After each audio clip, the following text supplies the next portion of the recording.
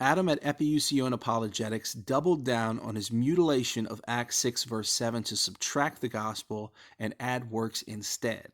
Do you agree with him? Adam claimed that Acts 6 verse 7's use of the word obey meant obey commands and not obey the command to believe. See, we not only have to believe the gospel, but we have to obey the gospel. That's why it says that many became obedient to the faith.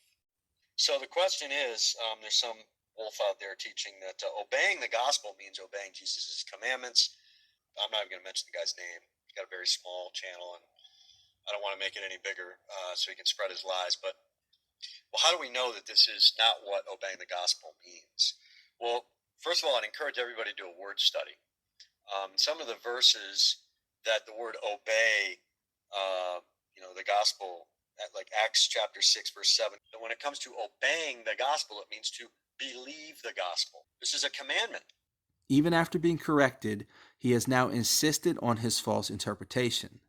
In his newest community post, he writes, "They became obedient to the faith," as in they obeyed the teachings of Jesus. The problem is there are 0 Bible translations that reflect Adam's statement. Out of the 27 most commonly used Bible translations found on Bible Hub, there are 0 translations that back up Adam's claim.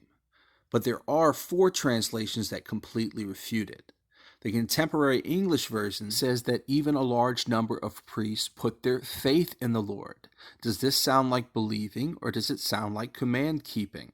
The New Living Translation writes, and many of the Jewish priests were converted too.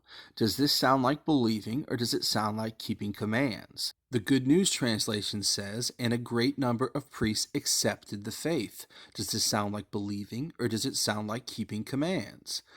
And the Amplified Bible says, and a large number of the priests were becoming obedient to the faith, accepting Jesus and acknowledging him as the source of eternal salvation.